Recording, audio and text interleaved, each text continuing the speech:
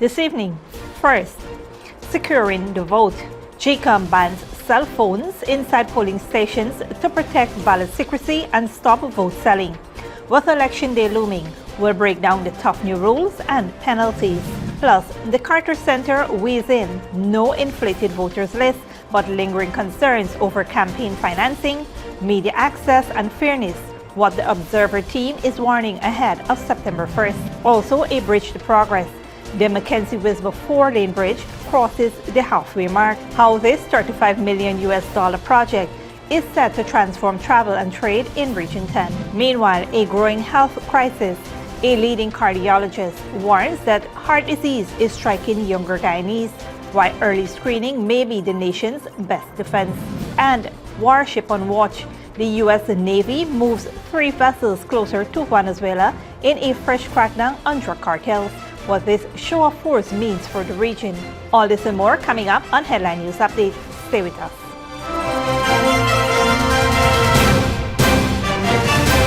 Welcome to this broadcast of Channel 2's Headline News Update for August 20th, 2025. I am Bibi Bacchus. Thank you for joining us. First up, the Ghana Elections Commission GECOM has announced strict new measures to safeguard ballot secrecy and prevent vote selling during the September 1st, 2025 general and regional elections. As part of its policy, cell phones will be strictly prohibited inside polling stations to curb the practice of photographing ballots, which has been linked to vote selling. The Representation of the People's Act supports these measures and carries penalties of up to 6 months imprisonment and a fine of up to $65,000 for offenders. Key rules include clear no cell phone notice at polling stations, reminders by election officers for voters to turn off their phones before receiving ballots, and designated desks where phones must be placed while voting.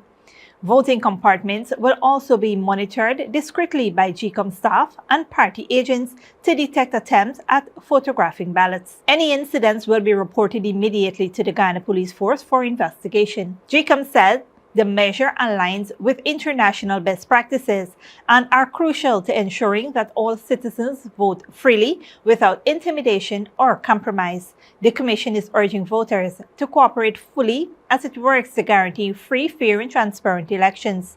GECOM emphasized that these measures are not only about enforcing rules, but about protecting the democratic rights of every citizen. By safeguarding the secrecy of the ballot and deterring vote selling, the Commission says it is reinforcing the principles of fairness, transparency, and accountability. Voters are urged to respect the guidelines and play their part in ensuring that September 1st elections reflect the true will of the people. In similar news, the Carter Center has released its pre-election statement on Ghana's September 1st general and regional elections, reporting no evidence of inflation in the official list of electors, despite public concerns. The official list of electors currently stands at 757,690 registered voters. The Carter Center commended recent electoral reforms, including new voter registration rules, decentralized tabulation, and legal requirements for the immediate publication of statements of poll. It described the campaign period so far as largely peaceful, though it noted isolated confrontations, destruction of campaign materials, and overheated rhetoric. However, the statement raised concerns about unequal access to public resources and media, opaque campaign financing, and limited public awareness of new electoral rules. It also urged GECOM to strengthen communication with the press and public to build confidence in the electoral process. The center noted that only 4 of the 6 contesting parties signed the Ethnic Relations Commission's Code of Conduct, with a Partnership for National Unity, APNU, and the Forward Guyana Movement, FGM, declined to do so. The Carter Center also highlighted concerns over the closure of bank accounts belonging to over 40 members of the We Invest in Nationhood WIN party and its associates linked to U.S. sanctions on WIN's presidential candidate Azruddin Mohammed. While acknowledging the bank's actions, it said the U.S. Treasury Department has not clarified the scope of liability for local financial institutions. The report further pointed to allegations of misuse of state resources, including recent police promotions and the removal of bridge tolls. However, it noted these measures were announced prior to the election date being set. With less than 2 weeks to election day, the Carter Center urged political actors, state institutions, and citizens to uphold democratic norms and ensure fair, free, and peaceful elections. Its observer team will remain in Guyana throughout and after the polling, with a preliminary report expected shortly after Election Day. Stick around when we return. Work on Mackenzie Wismar Bridge passes 55% completion, and Dr. Carpen calls for early screening, stronger heart care in Guyana.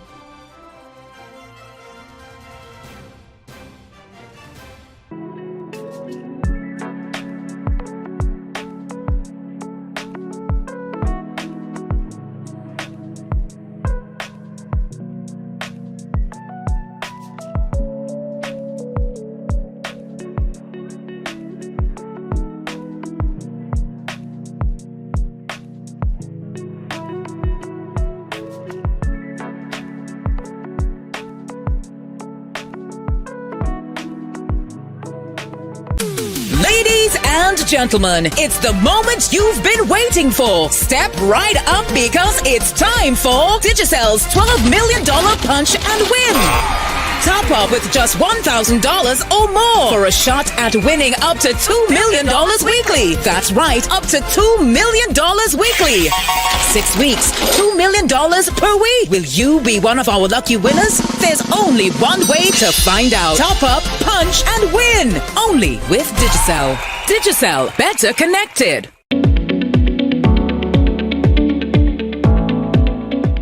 What's going on here, man? Why the two of y'all look so gloomy? Uncle Joe, you know thief man been in we house and thief all we valuables, including we ID card. Now election come around and we want to go vote. We ain't get no ID card to identify ourselves. Now we can't go vote. Well, you need to apply to GECOM to have your ID cards replaced. But you need not worry that you won't be able to vote because you don't have your ID cards. GECOM has put other measures in place to accurately identify voters like you who may not have the ID cards. But how they gonna do that? How they gonna know is we name on the list if we don't have ID to prove it? In addition to your ID card, voters can present their valid passports or valid driver's license if they have these. Really? But further, GECOM has placed your photograph alongside your name on a folio which will be at the polling station. And if you go to the polling station without a photo ID, you will be asked to state your name and address. The elections official will look at your face and then compare it with the photo alongside your name on the folio to confirm that they are the same. Then you'll have to answer some questions to verify your identity. If the election official is satisfied that you are the person who you claim to be, you will be allowed to vote after taking an oath of identity. So you get for vote? For more information, contact the GECOM on 225-02779 or visit www.gecom.org.gy. Speak clearly with a gift of sight from Modern Optical Services. Let our professional team examine and prescribe what's best for your eyes. Current smiles make fashionable faces. See us for a full line of optical services, including brand name and prescription eyewear.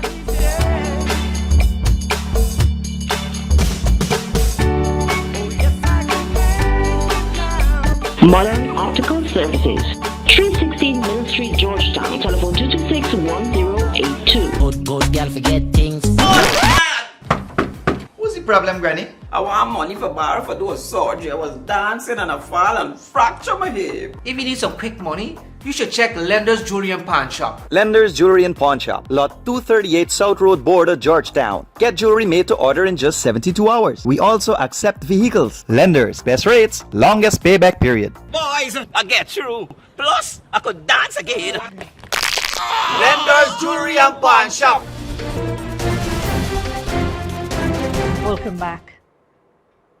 Construction of the new $35 million Mackenzie to Wismar 4-lane bridge has passed the halfway mark with over 55% of work completed, the Ministry of Public Works announced on Tuesday. The project, undertaken by China Railway Construction Company Limited, has seen all temporary works completed, including office facilities, a batching plant, a traffic detour road, a steel processing workshop, a test pile, and a temporary trestle bridge.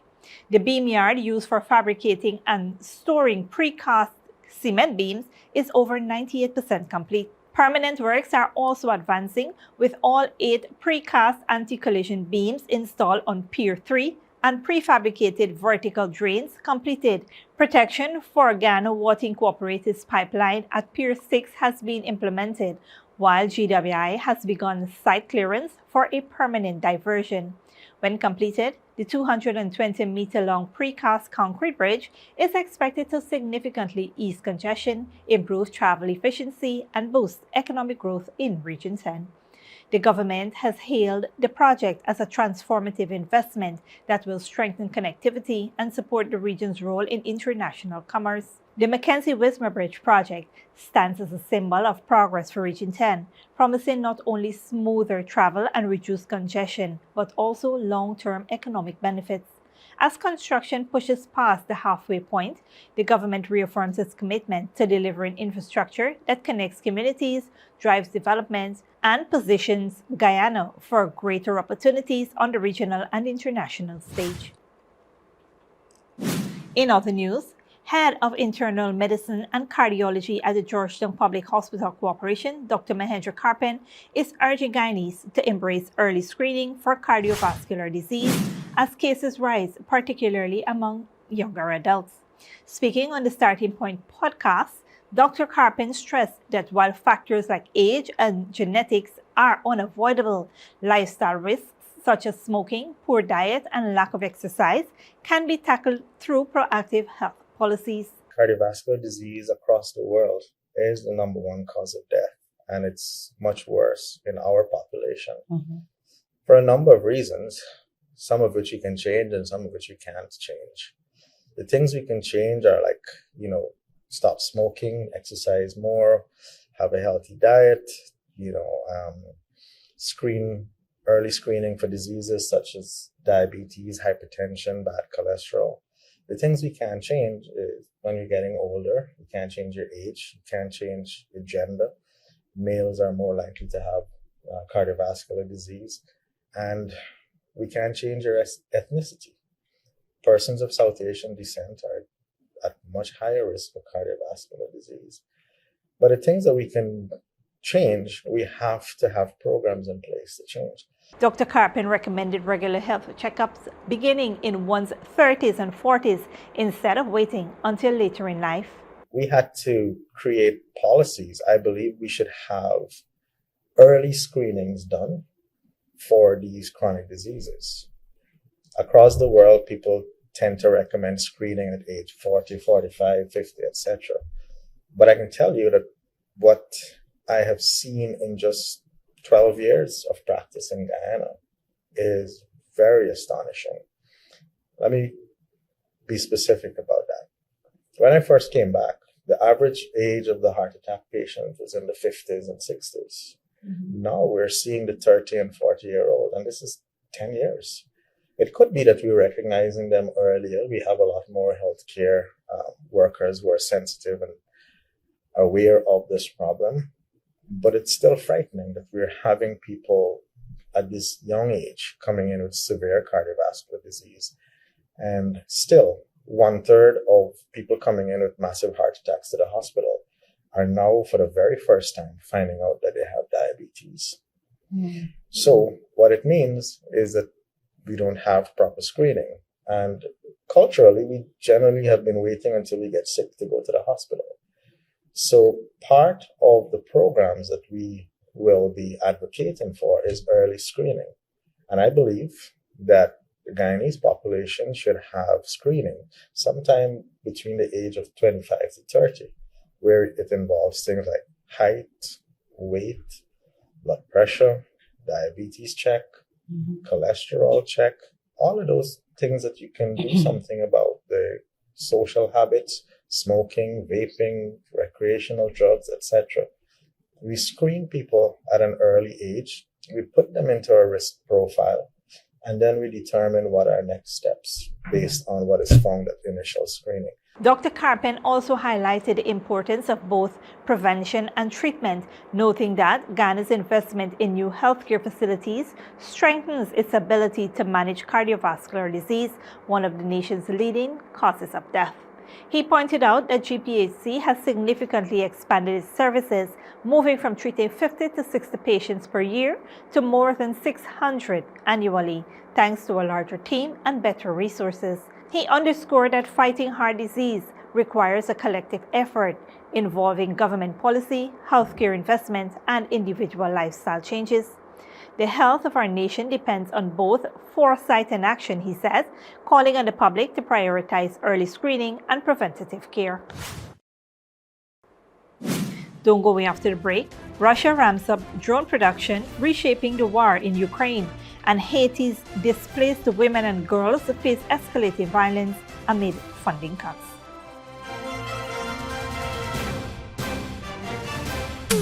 Ladies and gentlemen, it's the moment you've been waiting for. Step right up because it's time for Digicel's $12 million punch and win.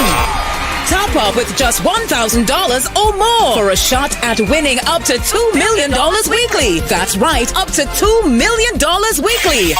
6 weeks, $2 million per week. Will you be one of our lucky winners? There's only one way to find out. Top up, punch, and win. Only with Digicel.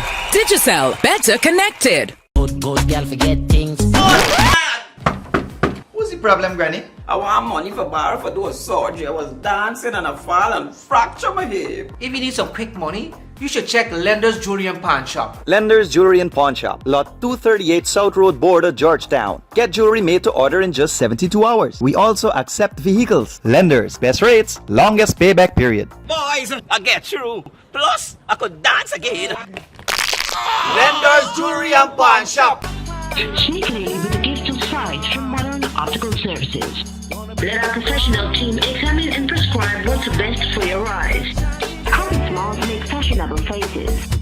See us for a full line of optical services, including brand name and prescription eyewear.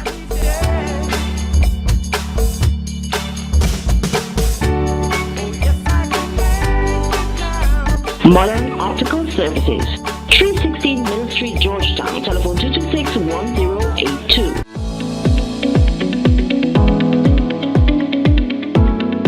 Hi, Miss Shirley. Miss Shirley, help me out now, please. Why everyone telling me I must exercise my right to vote? Me ain't got time for that. Why must I vote? Why must you vote? That is your constitutional right and civic duty, my child. Besides, think about this. Government officials make decisions that affect the well-being of you, your family, and community.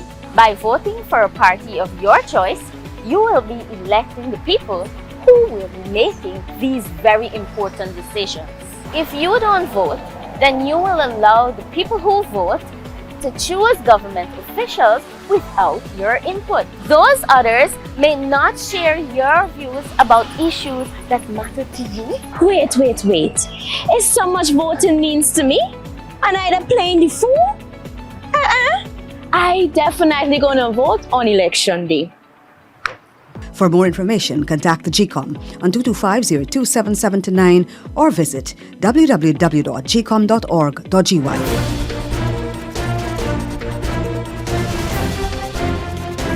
Welcome back. Now we take a look at what's happening in the region and around the world. As gang violence grows in Haiti, 1.3 million displaced people face worsening conditions, with women and girls most affected. Reports of rape and exploitation are rising, while funding cuts shut key health and protection services. UN officials warn that urgent international action is needed. In an effort to crack down on drug cartels, a source briefed on the matter tells NBC News that 3 U.S. warships will be sent near Venezuela. A U.S. official says the ships will be used for intel gathering and surveillance from international waters. NBC's Gabe Gutierrez reports. Tonight, the Trump administration is cracking down on drug cartels at sea. A source briefed on the matter tells NBC News the U.S. is planning to deploy these 3 warships near Venezuela. President Trump focusing on drugs coming to the coasts after reducing illegal border crossings to record lows. They continue to send drugs into our country, Venezuela. Yeah, they've been very nasty. The Trump administration also recently doubling to $50 million its reward for the arrest of Venezuelan leader Nicolás Maduro, saying he violated U.S. drug laws. Meanwhile, in the fight against traffickers, the Coast Guard says it intercepted more than $138 million worth of drugs in the Caribbean this summer. Earlier this year, the president designated several cartels, as well as the notorious Venezuelan gang Tren de Aragua, as foreign terrorist organizations. And despite pulling off a large-scale prisoner swap with Venezuela last month, President Trump has been increasingly at odds with Maduro. He's prepared to use every element of American power to stop drugs from flooding into our country and to bring those responsible to justice. The Maduro regime is not the legitimate government of Venezuela. It is a narco-terror cartel. Now, the Venezuelan government has banned drone flights throughout the country amid what it considers a threat from the U.S. A U.S. official tells NBC News the warships will be used for intelligence gathering and surveillance in international waters. Still, Maduro just announced that he's mobilizing militia members across his country in response. Russia has gone from importing drones to pouring billions of dollars into producing its own. It says it will soon be able to make 4,000 drones a day. The increase is having a big impact on the war in Ukraine. Al Jazeera's Osama Bin reports. They're easy to print, cheap to mass produce, and in Moscow, hundreds of drone quadcopters are made every day using 3D printing. Russia had just 140,000 drones in 2023. That's gone up to 1.4 million in 2024. And now it claims that factories like this are rolling out close to 4,000 drones every single day, and the number keeps rising. This drone is now being produced in large quantities and falls into a first-person view or FPV class. This drone can carry a mine over a distance of 10 kilometers, drop it and return. It can also be a reconnaissance drone. And in addition to cheap FPV and quadcopters, Russia's arsenal now includes low-cost kamikaze munitions built like Iran's Shahid family. The long-range Lancet has been one of the most effective weapons in the past 3 years of conflict. Russia is also expanding the production of reconnaissance drones such as the Orlan 10, and with the Okhotnik is pushing towards heavy stealth drones. These multi-million-dollar drones usually accompany fighter jets. And that's why Russia's defense minister projects his country's demand for drones will be worth an estimated $12 billion by 2030. We use the latest technology and enhanced motors that allow us to carry more explosives over longer distances. We control the sky in speed and altitude due to new parts, electronics and artificial intelligence. This gives us superiority over Western developments. Due to a large number of battlefield losses, about 200 companies across Russia are trying to build drones which can go behind enemy lines, drop the payload and come back. With drones like this, with the push of a button, it will drop a mine that would be about 8 kilograms, and that would take out a tank, an armored vehicle or an entire building. But regardless of who owns or produces them, drones are lethal and cause tremendous damage. Perhaps the reason behind their rapid evolution and widespread use. Russia's drone capability has expanded, but defending itself from Ukrainian ones is still an issue. Everyone is scrambling to, first of all, understand what's happening. Second of all, to develop attack capabilities and defense capabilities. It's a revolution, I would say, a drone revolution in warfare. Ukrainians are managing to use apparently commercial satellites. Russians believe that maybe they're using Russian mobile phone services. In the Russian provinces, they are switching off internet connection and in some places even mobile phone connection. From an importer to a mass producer, Russia's war in Ukraine has been a boon for its defense industry, similar to what happened with US weapons manufacturers during the Iraq and Afghanistan wars. A lethal reality of brutal modern warfare. Osama bin Javed, Al Jazeera, Moscow. A record 383 aid workers were killed last year, with hundreds more wounded, kidnapped, and detained. That's according to the UN. Al Jazeera's Gabriel Alonso reports. United Nations staff members gathered near the famous Statue of Nonviolence at UN headquarters to pay tribute to more than 300 colleagues killed in Gaza since October 2023. A UN staff member read a letter on behalf of Andrew Gilmore, a former Assistant Secretary General for Human Rights, who is now chair of a new association calling itself UN Staff for Gaza. Your voices carry across barriers. They serve to remind our colleagues in Gaza that they are seen, they are heard, their work and courage is applauded, and they are not alone. But the solidarity action was also to pay tribute to the 162 other humanitarians killed in Gaza, as well as to honor murdered journalists. And then, a moment of silence. UN Staff for Gaza was created just a few weeks ago. It's a private association, not formally associated with the United Nations in any way, but it's made up of UN staff members who feel strongly about the cause. Another letter was read on behalf of Philippe Lazzarini, the Commissioner General of the UN Relief and Works Agency for Palestine Refugees, known as UNRWA. Since the war began, UNRWA staff have paid a heavy price. Nearly 360 personnel have been killed, several in the line of duty. Hundreds have been injured. Nearly 50 personnel have been arrested or detained. Some were tortured before their release. Our staff are not giving up, despite the hell they experience daily. As the event was taking place, across the street, outside the U.S. mission to the UN, a Palestinian flag, part of now a daily protest by activists calling on diplomats to end the genocide. Gabriel Elizondo, Al Jazeera, at the United Nations in New York. This brings us to the end of our regional and global news coverage. Up next is the 3D event forecast.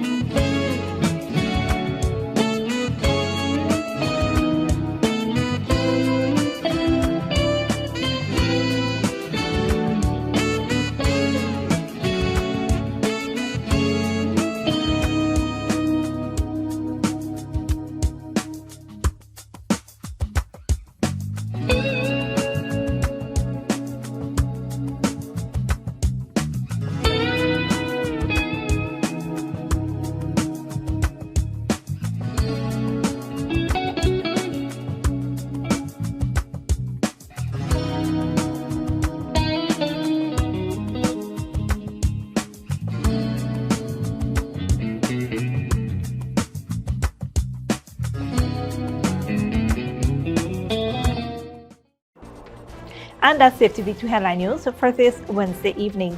As we take our leave, we invite you to follow us on Facebook and YouTube. You can tune in tomorrow at 6:30 a.m. for a rebroadcast and at 7 p.m. for more news. Until then, please take care of yourselves and each other.